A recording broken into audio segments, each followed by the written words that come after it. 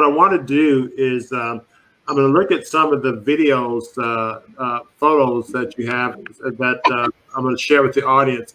And as I throw these up, just give some comments, but also want you to reflect on some advice. I'm going to ask you a question to talk to some of my patients because I'm going to have some of my patients look at the show, and I want them to hear from you directly. And some of the things I'm going to ask you to discuss with them is, let's say someone's older, they may be 70, 80, and they're, worn out in a wheelchair, maybe can barely walk, whatever. I want you to talk to that person at some point.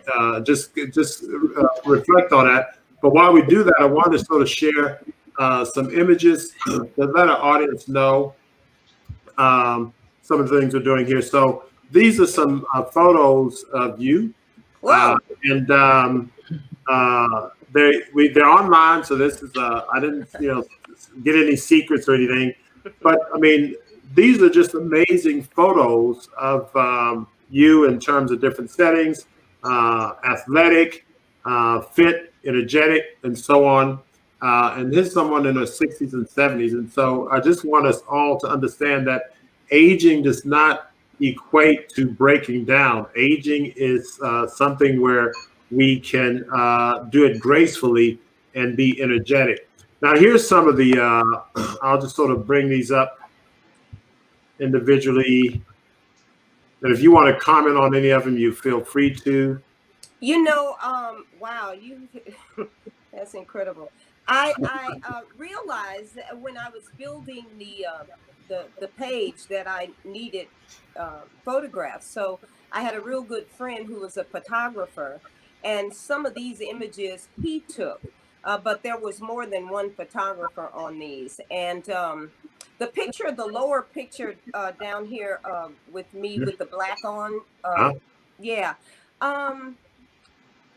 I am very confused. I'm very confused as to where I took that. I think I was doing a magazine article, and a photographer took that particular picture of me. And the one with me holding the little plate. Oh Lord, I got so tired of that little picture and that little hump of cake on that little plate, but they still show that little picture. But well, this is what y'all insisted we use on one of the times you came down and spoke. I remember. Yeah, you know what? I must have been about in my late 50s. In my late 50s or early 60s. I think I was in my late 50s when I took this photo, and the one up there with the white blouse on with the longer hair.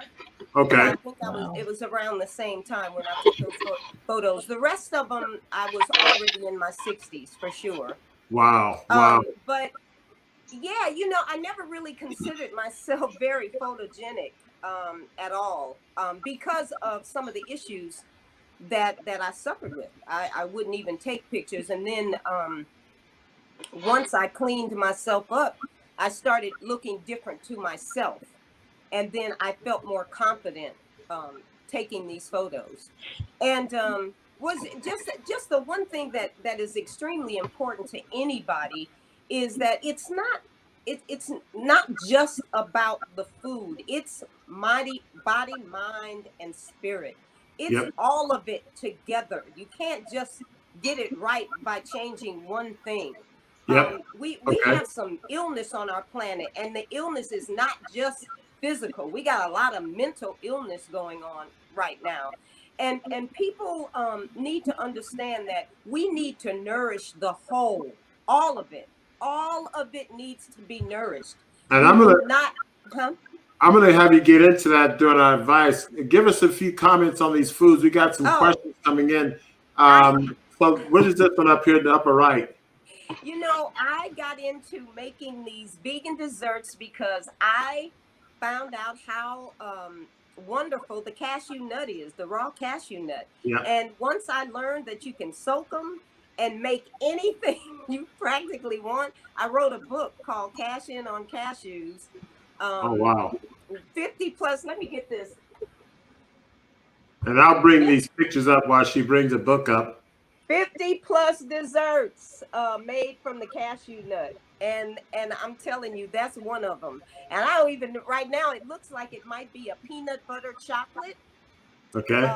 cake. And let's see, the picture right underneath that is our nut burger. We make our own patties Oh, wow. in-house, so no, we don't care for buying. It's the thing with buying packaged food is that on the back of the package you got to read the ingredients, and a lot of times it's 2 and 3 paragraphs of ingredients. I don't care if it is vegan, but if it's got a bunch of stuff in it that I can't pronounce, I'm not too crazy about ingesting it. um and the picture next to that, that looks like one of our casseroles. Okay. This is a Yep. creator salad. The big picture to the Yep. far left, that's our Okay. creator salad. That's what you get in our full creator salad. Oh, wow. The lower picture, that's our soul food platter. Okay. So I mean, we got some of everything going. And And one thing, that this huh? this is great. One thing I remember is that, and Celeste often comments, and she may want to chime in. She has a pediatric population, and getting them to eat healthy Whew, can be a challenge. And girl. I've been to your restaurant a number of times. You probably remember I brought my kids, Right, who right, right, I'm right. struggling to get into the lifestyle. But what I will say is that I was in LA. This was in 2016. I had my 4 kids plus their cousins. So I had 5 I teenagers, remember that. and we went by the restaurant and we sat and ate, and they all loved the food. Yeah. Well, it's So that kind of food, it yeah, really, what we did was we believed in reaching people right where they were. It's like, don't, I can remember when I first started eating out, if I ate out, vegan food out, back in the day, it was bland and dull, and I can definitely speak for black and brown people. If the food ain't got no snap, we struggling to eat it. That's who we are. It has to have something going on to it, because it's not that we don't desire to do better. It's just that with what we don't have because of where we live, food is comforting to us. If we don't get nothing else, we can go home and make a good meal and be okay with that. Yeah. So we knew that people, if we wanted people, and most of my customers are not vegan or vegetarian. They're not, you know. And Chef Babette, I've been out to your restaurant also the last time I was in California, Uh-huh. and it's aesthetically it's pleasing, and I think that attracts children and non-vegan and non-vegetarian people too because it looks so good. It's a rainbow. That's true. That's true. That's true. And we prided ourselves on making sure the plates were pretty. You know what I'm saying? At least, and putting some life on the plate. At too many times we don't ingest anything but death. I mean, the whole plate of food has been subjected to heat, and we're not getting anything from it. And a lot of times I act like somebody's mama when they used to come in and sit down and dine. If you didn't eat that salad, I'd go get you to go. You got to eat. Look, the only live food on your plate was the salad. So we have to learn that. But I don't, girl, how do you do it with the youngsters? They are challenging. They are very challenging. It is very challenging. And I was just saying last week, we have to kind of take a new look at it and get the children involved in the process, because just putting the food on their plate is not going to do it anymore. That's the lick. That is the lick. You have to take them. What my girlfriend does is each one of them comes up with a recipe. They can find it online, whatever. Right. They all go shopping and they have to come home and prep it. And it's really weird. No matter how horrible it is, they'll eat it then. Eat what they pick. Exactly. You have to make it a fun project. I mean, and then you're teaching them also to cook and how things taste, and so it's a learning process, and also it's making it fun, and it keeps them involved, and then they understand food and the whole process, because just putting something on the table is not going to work. No. This is interesting, y'all saying this, because Celeste, you probably remember last week we were talking, and then the whole issue of gardening came up, and I started saying to myself and thinking to myself, hey, we need to be intentional about telling people the garden. And I think what you're saying now, we probably need to be intentional. You're talking about having the kids do it. I probably need to do that with my patients. So we probably have to have something where we get patients go out and create recipes and come back on follow-up office visits and do it as an assignment that gets them engaged and That's right. helps them develop this. We have a question from the audience, somebody about your workouts. Karen Evans, she assumed you lift heavy weights. How long has you been lifting, and did you create your own program? Not a late weightlifter. No, I never really got into weightlifting. I have done a little bit of weights when I work out at the gym with a trainer, but more than anything, mine is core strength. I work really, really hard and consistent on my core. I don't want to get 80 years old, fall down, and need a life alert. I just want to be strong enough always to pull myself up. If I want to go to Griffith Park and walk that hill at 85 years old, I know that I should be able to do that. I know that because the human body is capable if we give it the right nutrition, if we give it the right stuff, we can go a while. We can go a while. So that's what I'm testing. I'm trying to see. Look, So Alexi wants to know about potatoes, yams, sweet potatoes. Do you eat those raw, or how do you prepare those? Actually, what I'll do this with a yam. Honey, take that yam with some soaked cashew nuts and little agave nectar and some coconut oil, a little sea salt and some what you call that stuff? Nutmeg, and blend those raw potatoes up in the blender with all that stuff that I said. Watch how it tastes. Wow. It's so good. It's so good. And you can even throw some peanut butter in that. Okay, so raw yam. Raw yams now that is one way that I eat them. Otherwise, I still do consume cooked food. I'm not 100% raw, but I don't eat a lot. I start my day with a 32-ounce jar of green juice, and I'm making it green.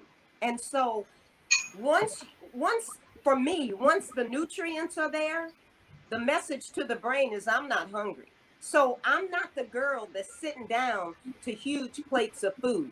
Nope. I will make a handful of nuts, raw nuts, a meal. I can, you know what I'm saying? I don't eat like that. That's not my groove. I'm not sitting down overindulging and laid back and ready to pass out. No, I get my nutrients when I need my nutrients, because that to me is the most important thing for me to do, is make sure that this food is working for me. So Chef Babette, so we have some of our patients out there, and unfortunately, some people have didn't have the blessing of starting at 40, even though 40 is midway there. But some people in their 70s already haven't made the change, etc. Give them some insight. What would you say to somebody, 70, 80, and how would you advise them to get started? What would be some of your words of advice and encouragement for that patient? I have a friend that she allows me to prep food for her periodically, and sometimes it's challenging because we get stuck, and but she's a good sport, and I was taking her the green drinks. But with the green drinks, like I go hard on ginger. And so for her, I always had to make the adjustment because, it's a shock to the palate. I mean, you're not used to it, but I know she needed it. I knew that she needed it. So what we wound up doing was she wanted me to replace the drinks with smoothies. So I make her different smoothies, and that's working for her right now. But I keep her strictly vegan, and she's happy about that. But I'm not gonna say that because I remember with my mom made her transition when she was 93, And I can remember when I was feeding her after the stroke, she did pretty well as long as I was feeding her. But she did tell me, I don't want you to think now that I'm not going to ever have another piece of chicken. She was just like, I'm doing this because I had this stroke. And so once she was able to get to her girlfriend's house when I opened the restaurant, they started feeding her. And shortly after that, she wound up making her transition. And I know it's because she was eating the wrong way. She was just eating. I couldn't get to her. I needed somebody to care for her 24 hours a day. And we lost the fight. But to my folks in my age group, start slow. And if there's any information that you can share with a person that age to kind of, work on the whole common sense thing, and then just start them slow, because inch by inch, even though a person's 70, I'm 70, but if I was starting something new today, I'm young enough to get it done. I'm young enough at 70 to get it done. All I need to do is have the information and the desire to feel better and to get it done. Jackie McCray wants to know, what time is your last meal of the day? Usually if I'm doing anything after 7, it's just gonna be maybe some juice or a smoothie, but most of the time I'm done early, like around 6, 7, something like that. I'm not that girl. I just, you know what it is? It's like, I'm not always hungry. I'm not always thinking about food. And I think we're more challenged when we're not being nutritionally served. We're constantly hungry. We're constantly thinking about food. And that is why I got on juicing. That's why juicing, I even took a class for juicing. So I understand the whole thing. And it just completely and totally works for me. It does. Wow. I don't even have a primary care physician, doctor. I don't even go to the doctor. Now, Chef, I have a question. Yes. As far as your approach when it comes to food preparation, I had someone ask me this question today.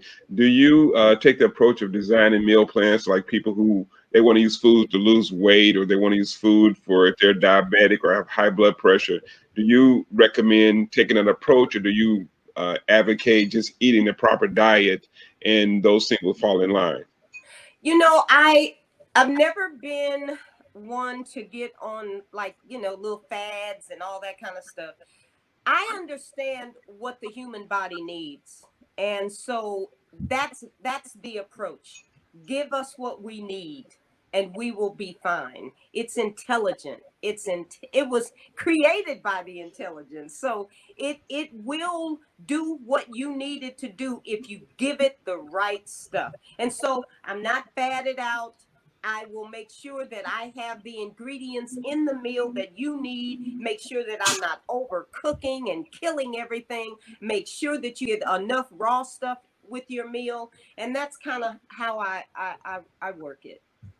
And are you doing any, say, meal preparations for people who are not preparing food at home? Do you, as far as your business, do you get catering requests for that? I have one client that I work with right now that I'm doing that for. I've had people like Steve Harvey. I mean, I've had folks before, but I'm not in the kitchen. And once COVID hit, we backed up on a lot of things. But I was always available to do that if it was needed. Right. Wow. And then I'll personally attest to the fact that she does travel and cater parties. She did my daughter's graduation party in 2018. When you got another one graduating. Yeah, 2019. So anyway, here's a question from Alexi Holford. Do you eat any grains? Yep, I do. What kind of grains do you eat? Now, let me tell you, I'm in love with farro. Okay. You guys hip to farro? It's not in our restaurant. We don't have it in any of our ingredients. So tell us about farro. You like it? It tastes good. It is such a hearty grain, and it's so wonderful. It's kind of similar to rice, but not, But once you cook it, You can just season it up and add it to whatever. Like, I make these pot pies. Now, they're not your traditional pot pies with the peas and the carrots and all that kind of stuff. I'll get me some jackfruit, some farro, bunch of veggies, red cabbage. I go hard and pack it full of veggies and put that farro in there. And I got people calling me on my personal line, out having that pot pie today. Yeah. So, and then another grain that y'all would probably be like, you eating that? I love bulgur. I love bulgur because you can soak it and it's ready to go. You don't even have to put heat to that. Bulgur is just ready to go. Is bulgur gluten free? Bulgur wheat, huh? Is bulgur wheat, is it gluten free? I don't know. Guess what? I don't know. Anybody know? Farro should be gluten free. I'll look it up. Yeah, I think farro is, but I'm not sure about the bulgur wheat. I'm not sure about that. Chef Babette, are you doing the farro? Are you doing the dehydrator, or you? No, I actually boil it. Okay. Yeah, I cook it. Yeah. Wow. So you mentioned earlier it's more than just the food. Take us to the other. We know about the exercise, the meditation. Kind of give us the big picture in terms of all the things. I noticed a lot of your workouts are outdoors. I mean, I love outdoor workouts. They're my favorite. But I'm gonna be perfectly honest with you all. This is what I say when I'm speaking to anybody. I don't know of anyone that's running 100. I'm learning and growing and being a better me every moment of the day. I have my times when I'm in tears, and then, you have to just reel yourself back in and understand, my life has been pretty darn good and I've been pretty blessed. So stay in the now, stay in the moment. I'm constantly speaking to myself to be a better me. When somebody approaches me or they say something to me that kind of takes me aback a little bit, instead of just coming off crazy, I try to take a moment, think about it. Think about what you're going to say. Watch your tone. If you have something you want to type in a comment, put a heart behind it. Lighten up a little bit. No, seriously, because you get yourself all wound up, and it's not good for you. When I get angry and fired up, I feel it. And guess what? I can remember my husband and I going back and forth spatting. I look older after each one of those spats. After each one of those spats, I be like, oh. So it's about love. We were created in and of love, and we can't forget that. That's why we have to have love for the animals. We have to have love for our planet. We're one with this whole entire thing. We can't disconnect ourselves from any of it. We are connected. We are all bound together. And so my thing is, keep your heart right. Work on yourself and stay in the moment. Don't stop living so, we 6 months. I don't know if I'm going to be able to pay the rent in 6 months. That's 6 months. You got right now. Is the rent paid? It's paid within. Let's live in that for right now. We spend too much time in the past and too much time in the future, and we don't enjoy our moments. Yeah. And so wow. I like that, because the thing is that we and again, I'm taking it to the clinical arena, but what you're saying is point on, in the sense that a lot of people come in, they're very stressed, and for the things you're talking about, and oftentimes they're stressed about things they have little to no control over. And also things that probably have little to no impact on their immediate circumstances. And I think it's, we talk about the physical food that we bring in that could be harmful or beneficial. And I think what you're alluding to is other types of food, mental and spiritual food, worry and concern. And you mentioned arguing, all those things you're bringing into your system. And so the body needs to be nourished not only physically, i.e. plant-based foods, but also spiritually and intellectually and emotionally, with the right type of substances for those parts of our body. And we often don't think about that, and we tend to fester on things and worry about things. So our elderly patients, they'll start slow, start with a natural plant-based diet, start to move, start to remove those negative things from your mind. I have some patients. I'm thinking of one patient now. We have her on a program. She's getting much better. She comes in and she's feeling better, but she just in her mind doesn't let herself get better. It's, well, yeah, okay, I'm sort of better, but I'm not sure. And I think sometimes we just have to, lift ourselves out of that negative aura that we maintain and bring ourselves forward. So I like the way you express that. Well, Doc, there's some really awesome documentaries out there too, and our elderly people like to sit up in front of the TV instead of them watching MSNBC. They can watch some of these videos that will educate them, because you're never too old to learn. Some of these videos are awesome. Are there some good ones you have in mind? Well, one in particular would be What the Health. That changed everybody's mind, remember? I had so many people coming in the restaurant after What the Health. But I mean, there's a truckload of them. The one Dr. Terry Mason was in. What was that first one he was in? Forks Over Knives. There you go. That one. There's so many of them out there now. Yep. He gave us a list of them on yesterday when he was on Sunday Bites and Tidbits. Gotcha. And Dr. Montgomery, I was going to say too, with feeding our body more holistically. Sometimes it's just a matter of turning the TV off. I think people don't realize how much negative feed we get from the TV and how stressful it is. She's so right. I mean, I'm even at the point now, if I do have the TV on, I mute the commercials, because the commercials are always speaking of death and cancers and medicines. And that's a feed, even though you may not be 100% paying attention, you may be in the kitchen somewhere, but that's a feed into your subconscious that, do I have that? Because, they ask, do you have headache? Do you have this? Do you have that? And so, that feeds into your subconscious, and that makes you worry. So then when you go to the doctor, you're worried. Do I have this issue? Because I see that in the children. They'll ask questions that are totally a child shouldn't even have to be thinking about, but I know it on the internet or somewhere.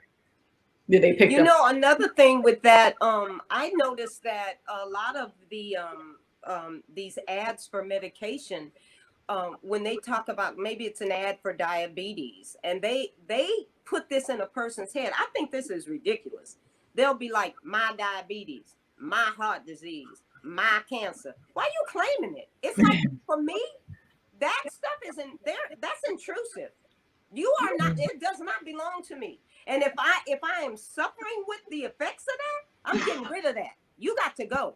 It does not belong to me. And they say it for my diabetes, my heart disease, and my this and my, I'm like, oh my, I don't think that's healthy. I really don't. Yeah. And I don't think doctors should tell people it's yours. No, it's an intruder. You need to get rid of it. We're so bad in medicine and in training. We refer to people based on a disease.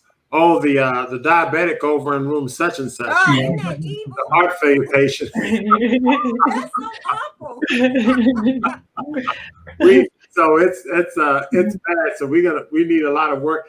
Now there's Crystal wants to know, are there any books you recommend? Of course, the one you started off. Any other books you recommend that someone wants to start? The China Study, all those original books we had, man. And also Pathway of Roses. That's a spiritual book, but get that. Pathway of Roses. Pathway of Roses. Yeah, that's such a, I don't remember the author's name, but it's an excellent a book. It's an excellent book. It just kind of keep you focused, kind of keep you there. But yeah, my two in particular, the ones that I read, I have so many books now, Doc, I can't even, and recipe books, I have so many books. I just made it a point to just grab whatever I could grab, because really, in terms of me and recipes, I can look at a picture or just look at the ingredients. You give me the name of the dish, I'm going to make it my own. I'm not going to copy your recipe. That recipe is about to be my recipe and the way that I want to do it. So, but how do you come up with your recipes? Huh? How do you come up with your recipes? When we create recipes, I'll go online and Google something, we'll modify something else. How do you come up with your recipes? You know, a lot of times, Doc, I love going to places like the farmer's market. I'll even do this in the supermarket. If it's a well-stocked supermarket, Mm-hmm. a lot of times I come up with recipes based on the color of the food I'm about to prep. And now there are times, sometimes maybe the color yellow is it. The bell pepper is so gorgeous, and the squash is so amazing, and everything yellow is coming with me. And I'm getting ready to make up a heck of a dish out of yellow food, yellow veggies. And I'm gonna email you some ingredients I like, and I'm gonna ask you to make that dish. And whenever your governor lets you guys out of jail out there in California, we'll fly down. I'm just teasing. I'll fly down there. Chef Babette, do you have a book or something on food combining? That's something that I have been trying to get a better grasp. Yeah, you know, it's just the book Fit for Life by Harvey and Marilyn Diamond. That was just such a fantastic read. And now, since it's the world of Google, you know, you can even Google, but I love that book because of the way that Harvey and Marilyn Diamond speaks to you. Mm-hmm. They speak to you like they're talking to just anybody. You don't have to be the best, the most intellect person to read this book and get it, because they're speaking to your common sense. You know what I mean? They're talking to you like, why on earth are you driving your car down the road? And would you ever look at a cow out there grazing and jump out your car with your 3-piece suit on and go kneel down and start sucking on this cow's udder? No, you would not. That does not even make sense. Why are you drinking its milk? Mm-hmm. And so that's kind of how they talk to you. Okay. You know, in this book, it's an amazing book if you've never read it. And then volumes 2 is telling you all about aluminum in your food and your deodorant, and it's giving you the 411 on all that stuff. So when I read those 2 books, I came up in terms of my knowledge on what I was doing and feeding myself and using on my skin. I had no idea toothpaste with aluminum was not cool or deodorant with aluminum was not. I had no idea. And that is why education is powerful. Mm-hmm. It saves us. Wow. Yeah. Wow. I tell you. And this, let me see if I can get an image of this book so that people can just take a look at it. This is Fit for Life. Yeah. Just the image of the book. I typed it in the chat just so people can have that. And so, well, you know, Chef Babette, this has been wonderful. Are we done? We are almost done. What I like you to do, I mean, time flies when you're having fun. But leave us with some words of wisdom. I mean, again, we want to try to, and while Chef Babette leaves us with the words of wisdom, I want everybody to give her a digital round of applause. We really appreciate this. It's been a magnifying show, an outstanding show. But give us some final parting words of wisdom. What should we, you know, again, as we get older, what have you found? Where you've given us so much, but give us some final take-home message. This is what I believe is extremely important for all of us, is to put yourself in the number one position. You're first. Take care of you. Take care of you. There is a reason that you exist on this planet today. And there's nobody more important than yourself. And remember, we are one in this. We are all connected. You can't separate. I don't care what color you are. I don't care if you are wrapped. If you are wrapped in energy, we're all one. So let's treat each other in a better, and then treat yourself even better. And really, that's it. Wonderful, wonderful. Well, thank you very much, guys. Thank you very much. A round of applause. We'll go digital, we'll go manual. And I'm going to see you guys backstage as we close out. This has been another wonderful show, guys. And I really appreciate those of you who came in, the audience. And if you're going to be looking at some as a recording, I really want you to pay close attention to some of the insights that Chef Babette gave us. Really, it's all about the quality of life. And, we talk about natural living and all of the things we talk about on the show, whether you're filtering water or eating plant-based or getting out of the sun. And many things seems like is an imposition on your life. We have a set lifestyle and we go to work, we come home and we do certain things. And we talk about this lifestyle modification approach, and we get into the science and so on. Sometimes you get lost in the details, and it's really important that you understand that there's a purpose behind this. And the beautiful part about this show, the beautiful part about bringing Chef Babette on, is that she gives us the understanding of what's the end game, what's the gain behind all the things we talk about on this show and other shows in terms of improving your quality of life. And it's an investment. It's an investment in ourselves. So if you take the extra time to prepare your food, takes the extra time to avoid bad things, takes the extra time to meditate and exercise, all of these things are investment in you. And that's your number one earthly commodity. Your car, your shoes, your house, all these other things are secondary to your physical self. So we hope that you learned a lot tonight. I certainly did. And again, we really appreciate you coming on. And until next show, we want you to keep it fresh, natural, and live. Thanks for joining us.